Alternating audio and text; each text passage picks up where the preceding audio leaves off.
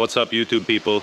Today I'm bringing you, as you've seen in the thumbnail, something very special and almost unique, at least in the area where I am right now, in Asturias.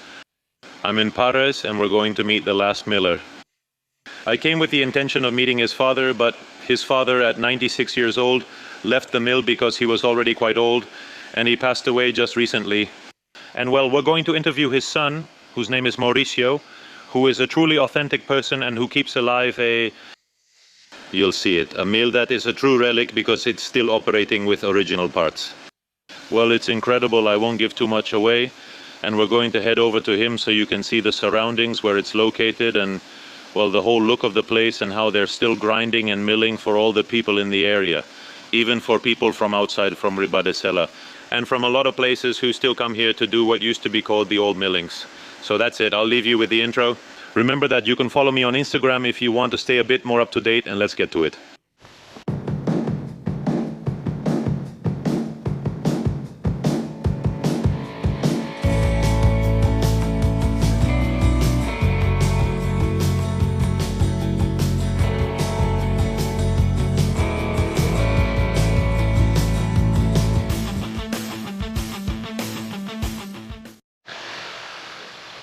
Well, I've parked the car here next to Mauricio's car, and let's see where the mill is located because I think you're going to be amazed.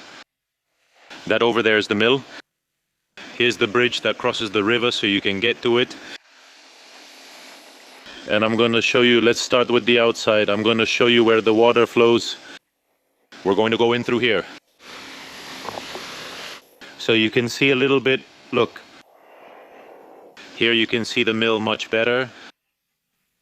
Inside there would be a wheel that turns the mill using blades and the pressure of falling water. Later Mauricio will tell us a bit more about the parts and what they were called. You can see how the water splashes. And well, this river was called the Chico River, which is the one that moves this mill. All this river that flows down here goes towards the Sueve. Specifically, there were once 8 mills here, but only this one remains. You could say this is the only one still operating in our area, and in Asturias it's among the few still milling, because people are completely abandoning this trade. And honestly, I wanted to show it to you because I think it's something incredible to share, that this is still working here in this part of Asturias, and well, in Asturias that there are still some working, because usually you find almost all of them in ruins. So I won't take any longer. Let's go meet Mauricio. We're going to cross the whole river. Look, there's something special I wanted to show you. He, well, lives right next door. And all of this is a cornfield. Later they're going to grind the grain right here inside. So I'll record the whole trip because it's beautiful. And we're going to go up. Well, look. Made of wood. Mauricio was telling me that they fought quite a bit to have a proper bridge because they had a homemade one and it collapsed. And well, in the end, the principality helped them out along with the city council and so on to put up mainly so there wouldn't be any risks for the people who come to do the grinding and might fall. He told me people had fallen with the old one and they had gotten hurt in the river. So thank you. Thanks to the principality and the city council for giving them this bridge. All right, let's go meet Mauricio. He's probably inside here doing the milling. Well, look at this show. There you have an old grinding stone. Here I see another one that's broken. We'll ask later why it's broken. And look, over here, there's also an old scale. That's probably what they used to weigh the milling, which is this right here. He'll tell us a bit more about it now. How are you, Mauricio? Here we are. Nice to meet you. We wanted, well, just to get to know, to show people a little bit of what an old mill was like, because there are hardly any left. Honestly, we're going to turn on the light because it's a little dark in here. That way you can see a little better. Look, this was the old machinery that was used to grind the corn. Right, Mauricio? What did you put in, the corn on top? It mixes there, it comes out, and here you can see where it comes out. It falls down. Exactly. It falls through there and probably lands on the stone, right? It falls inside into the hollow of the stone where it falls, and it comes out between one fixed stone and the other one that moves, and that's where the flour comes out. And it comes out through there, right? Look, this is the flour from the milling already. That falls here. Then he collects it. He puts it in the sack you saw earlier, and well, millers in the past, and now I imagine you still keep a part of the milling, right? Yes, they bring a batch to be milled, like the one outside. Well, it's 19 kilos. I have to give them 16. They're going to get 16 kilos. That's what I have to give them. Afterwards, I might get 3, 2.5, or 2 here. That often depends on how the mill is, or how the corn is, because if the corn is a little wet, it dries here. It dries here? In the humidity, it stays. Of course. And there's a difference in weight, of course. You have to keep that in mind, yes? Yes. I was looking at this piece here. What is this for? To move the stone? We call it the goat. It's like a crane. You called it the goat? They call it... Clearly, it's for lifting the stone. It's like a crane. So when the stone wore out or some kind of maintenance had to be done? When it needs it, because the stone requires maintenance, usually, well, let's not say exactly, but depending on what it grinds, it needs maintenance. So now you do it about once a year. Once a year, huh? Yes. You have to turn it, secure it. That's what it is. It goes on the shafts, and you have to secure it so it doesn't stay smooth, because the corn is very smooth. It doesn't grind well, of course. It grinds it, but it takes a really long time to move it. It takes longer? When it's chopped, well, it grinds it. It takes much less time to move it. Well, I'm telling you that... Well, you do it with this piece, which I imagine opens up, and you put some spikes in there. Ah, look, you have them there, huh? Look, you put these spikes in here. Some holes that the stone has, and in the stone you can already see it has some holes where it fits in and lifts up. It lifts up there. And then you lift the stone and work comfortably. Great. This machinery must be many years old. You probably don't even know its age. I don't know. That's true. Time flies. Your father could have given us more guidance, since I've already mentioned him to others. A little more. A little more because... To add a little more to the story, to the mill, but well, like I said, I was born here, but what you see. Yes. One thing that... And it's something you like, not for what it gives or doesn't give. No. I imagine it's love, and above all, love. Otherwise, I wasn't happy because what they give. Imagine that little bag over there. Look, this is grinding. See how it turns out. That milling, the milling from that tool that's back there. This is already your milling. Okay. Perfect. Look, this is the milling, and this that I showed you before, which also says here the grinding, which is from Gerandi. Exactly. So, well, the owner will come to pick it up. He already kept his share. My share is this. Exactly. So you can see that after a long time here, it's not like you're going to get...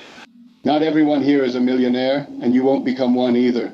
But it was a trade that in Asturias helped a lot of people avoid hunger, because in the past, thanks to this, many people had food to eat. We were 5 siblings. My father was traveling the world, sending money. He was always on the move. My mother was there. My useless grandfather, who was just there.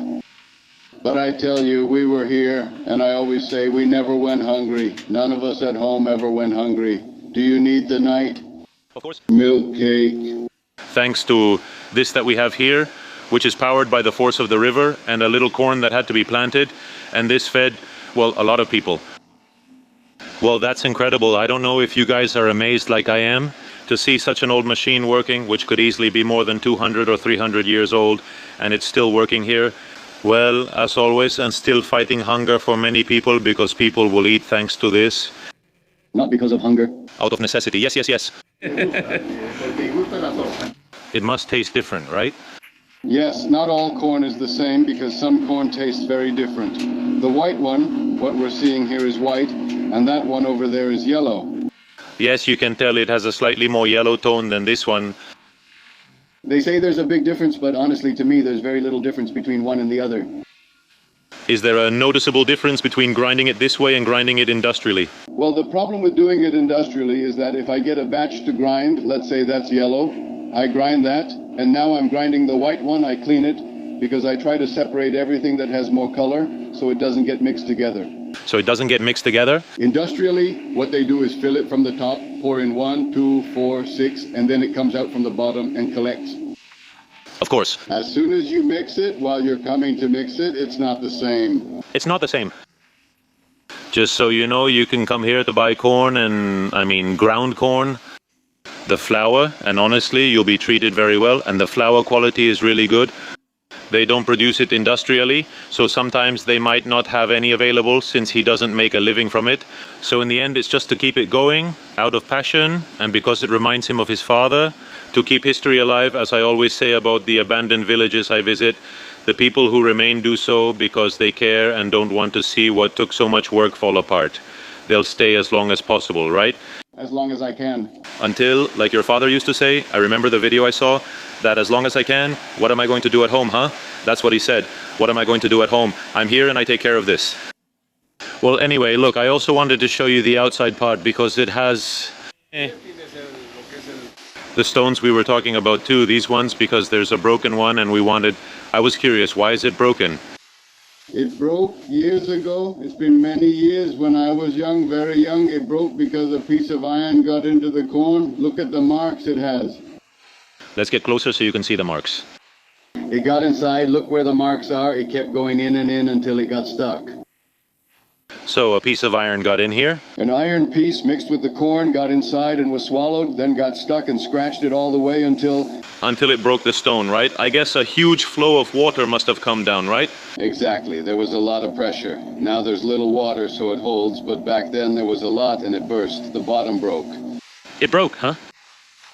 And these stones, do they wear out, or do you maintain them or recycle them a bit? Tell me a little bit now about... No, I mean that one right there, I've known it my whole life.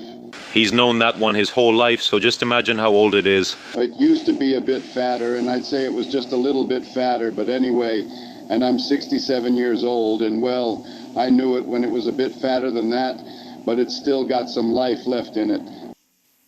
If there was someone to continue, another generation, we would keep going. Well, just imagine how long a stone like this can last. I guess now, if one of these broke, since there aren't many stonemasons, you'd reuse it from another one.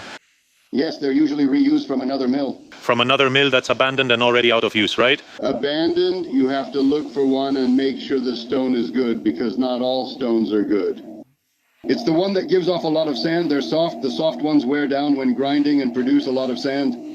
Of course, you'll see that in the corn, right? That comes in the flour. Of course, like the sand in seafood, I imagine, right? Exactly, the same thing. The same, yes. Yes. If it's soft, it wears out a lot and the flour stays, so the sand from the wear, gets in. But if it's hard, these are hard. Honestly, I would say to last not just what I have left, but... Much more, yes, 100 years, easily, yes, and you only grind corn, you don't grind any other cereal at all, right?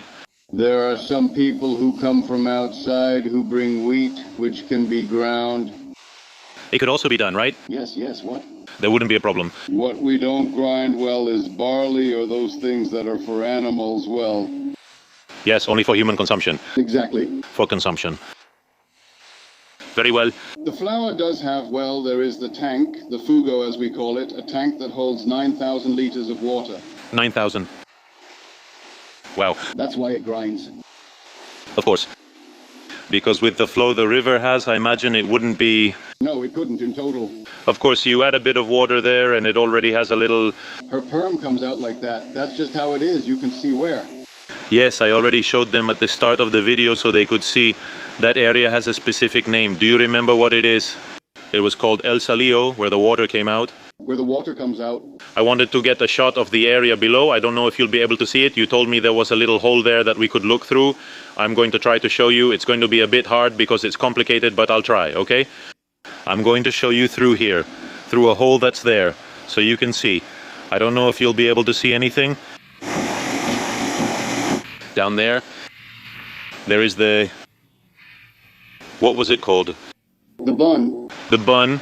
I couldn't remember the name. He had told me. I don't know if you can see it well. It's a bit dark because I'm doing it through the wood. But anyway, I imagine you can see it spinning perfectly.